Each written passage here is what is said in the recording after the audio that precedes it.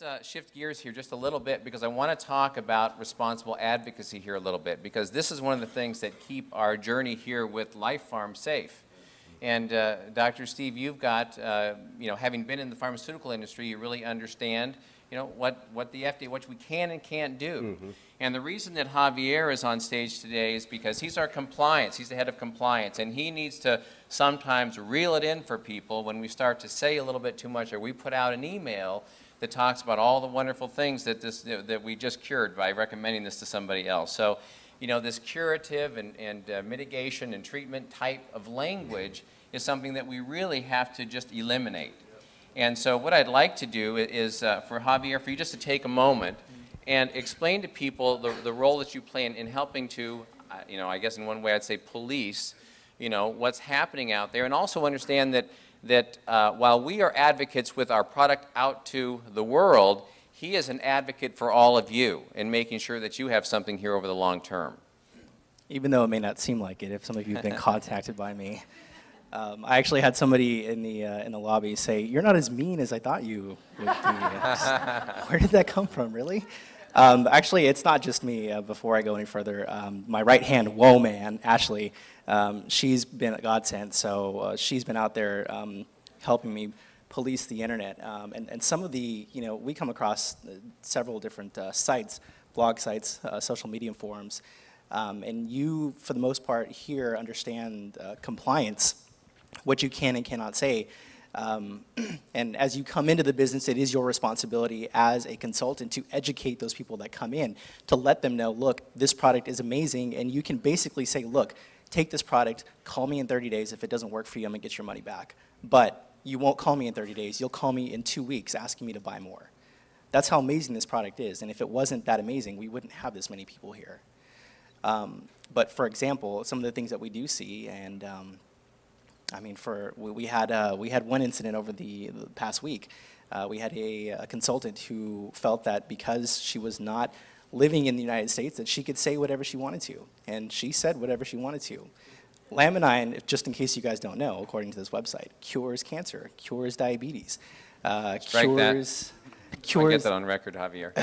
Cures everything. So when we contacted her, she said, I don't live in the United States. I don't need to abide by the FDA, FTC guidelines. I can say whatever I want to. And your company is going to get red flagged for it. So instead of being combative, I said, look, you need to understand it doesn't matter where you live. The company is founded and it's based here in the United States. We've got thousands of consultants in the United States who, if you don't comply, you're going to affect their paychecks and mine. And I don't know about you. I like getting paid. You guys like getting paid too, right? So we obviously made some progress with that, and eventually she came around, thank God. But that's just some of the things, we have to be careful what we can and cannot say, and we've changed policy. We've made some additions to that, so it's outlined there, so you guys can know exactly what you can and cannot say. Great. Well, compliance is a continuing journey. We're trying to understand all the fine elements of that, and that's where we're going to be talking a little bit later this afternoon about compliance and understand that we do have some things coming that are going to help us stay within those lines. And so, Dr. Petrosino, having had the experience on the other side of the equation, not trying to protect the company, the field, but just what's happening out in terms of what you see in the nutritional industry. I mean, these are lines that get crossed all the time. All the time. Yeah. So how do we best stay within the lines in our effort to be responsible advocates? Okay, as I mentioned before, you always have to use the disclaimer, this product is not intended to diagnose, treat, mitigate, or cure any disease. So as long as you say that, but at the same time, you cannot say Laminine cures cancer, and then this product is not intended to diagnose, treat, or cure. So you can say that Laminine assists the body in X, Y, and Z, because the body heals itself when it's given the proper tools. So the best way to circle around that is Laminine assists the body. You don't want to say Laminine assists the body in curing cancer, but as long as you remove the word cure or treat and then a given disease from it. Now, autoimmune conditions. If you say rheumatoid arthritis, because I know folks that have had great benefit from their rheumatoid arthritis while they're on Laminine. But I can't put on the website, Laminine has been known to treat and mitigate rheumatoid arthritis, because that's a disease treatment claim. And the way that you can, if you ever want something interesting, you can go to the FDA's website, it's fda.gov, and then you can actually put the names in of different companies that sell nutritional supplements, or even network marketing companies. And you can find that there are letters, they're called FDA action letters, that go out, and they go out to principals in these companies when somebody does something that's untoward on the internet. Now, if it's not seen as an action within the company, in other words, if the FDA finds 20 websites from a given company that are all claiming the product cures cancer, then they're going to go after the company. If the FDA sees a letter from one person that says they're going to treat or cure a disease, that first letter usually goes to that individual with probably a copy to the company. So and you can actually, it's interesting reading if you're, at least for me it's interesting reading, but you can actually go on there and see these letters, and it's like they're cease and desist letters, because the FDA has power. I was associated with a company that had a pretty decent product. This was a number of years back, and I won't mention the product's name or the company, but it was a seaweed product, and it was an extract from seaweed, and it had some pretty good anti-inflammatory effects. And the president of the company actually found some research that showed that the product caused apoptosis of cancer cells in a petri dish. Now, apoptosis means that it's pre-programmed cell death, so it just caused those cancer cells to die in the petri dish. Now, that's not a human being, and that's not treating cancer.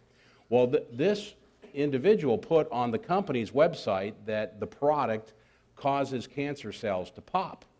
I called him up, and I said, you better get that off of your website. This is the company website. And first of all, apoptosis isn't popping. It's, you got it wrong there, too. But, and they were cells in a petri dish. So in other words, you're implying this drug is effective in treating cancer. And I said, you will hear from the FDA. And he said, well, we have the science to back it. Well, after a while, you couldn't get that product anymore. It was not available. And I went to the FDA's website and saw a picture of a giant earth mover that was heaping dirt on top of $2.3 million worth of the company's product. So the FDA does have a sting, and if you ignore them, they can go and they can seize all the company's product, and they can bury it in a landfill somewhere with impunity. So we don't want that to happen to our product. Good reason to pay attention. Yeah, so pay attention and don't make any claims. Okay. So. Well, at the risk of getting the hook, I want to ask one last question, and just a 15-second soundbite for each one of you. And that, not possible for Steve, so I will come over and hold the mic in front of Steve. But in a 15-second soundbite, each one of you in your own specialty and as practitioners and people of science, you obviously got stirred up when you heard about Laminine or you tried Laminine. What would be a 15-second thing that you could just share with the people out here today that got your attention? Because I think a lot of people, and I'm speaking from people in the field's perspective, going, gosh, I would love to talk to my doctor. If we're going to change the world, we have to affect the current medical model. We have to help with that transition. I think we all are catalysts for that. So what would be a 15-second thing that Dr. Norwood would get your attention? And then let's go on down the line here. All right, I relate to patients. And so when I first heard about Laminine, I immediately thought of some people that I thought would respond to it. And so I called them and I said, this is something I want you to try. And very dramatic, some within days, had dramatic results from the products. What got you to be willing to try it or to look at it? The science. I want to know what the person said to you, the doctor, the practitioner. The science behind it. I've seen so many of these things, and I said I want to see some studies showing double-blind, placebo-controlled studies that this product actually works, and we have them going back 10 years. And I've looked at all these, read them. Some of the studies aren't worth very much. They actually say there's no statistical significance. But that's a good study, and it actually shows that they got a negative result. Okay. All right. Thank you. Well, I think I kind of already had the science because I'd studied serotonin for so many years with Dr. Robert L. Pollack. So, you know, what got my attention about it was the word pain. In nutraceuticals, we have not had anything effective against pain with the exception of large doses of L-tryptophan, which in high doses can be risky. And so when I saw we had a whole food amino acid supplement that was clinically proven to elevate serotonin levels, that's what piqued my interest. My son was in a near fatal car wreck 3 years ago, and so for over 3 years he's been dependent on oxycodone and then sleep medications and anxiety medications for the side effect of controlling his pain. And it's not, I mean control, it's not gone. You don't understand. It's not like he's out there swinging from tree to tree. It's still bad, but he can function. And so for me, it was about finally having a natural form of serotonin builder that could help regulate his pain and all of my other clinical clients, because it's something that we deal with on a daily basis. Okay. 15 seconds, Steve, if you can. You're quiet. Say first I forgot, now he forgot. None of us have find the 15 seconds yet, so but anyway, I'll stand up because I can talk faster. So anyhow, for me, and my time's already up down there, and I haven't even started yet. But for me, what I think, I didn't try it first before I was recommending it to people because I travel a lot, and my primary occupation, I'm a field-based scientist, and I cover like a multi-state area. And it was probably 3 weeks before I even had a chance to get back home to try the product that I'd ordered. But in the meantime, just like these folks here, I read the science, and for me the science was good. I said, don't tell me about the testimonials, you'll send me the science, I'll look at the science. If the science is good, that's all I need. When you have a 30-patient study that hits statistical significance, that means it's a pretty profound effect. Because sometimes in the pharmaceutical world, you need a 2, 5, 10,000 patient study to show statistical significance. When you can have stat sig at 30 patients, that gets your attention. And nutritional supplement studies are typically small. So anyhow, I read the studies, and then I started recommending it to people before I even had tried it. And people say, well, I want to try it first to see how it works. Well, for me, it's like, well, the science is there. I know the science is there. These are reputable journals. It's good data. It's going to work. So, but at any rate, 3 weeks later, I got on the product myself because I finally got home, took it. I was driving down the Pennsylvania Turnpike, and I remember prior to that, maybe a month before, I had said to my wife, Lynn, I know I'm out of time.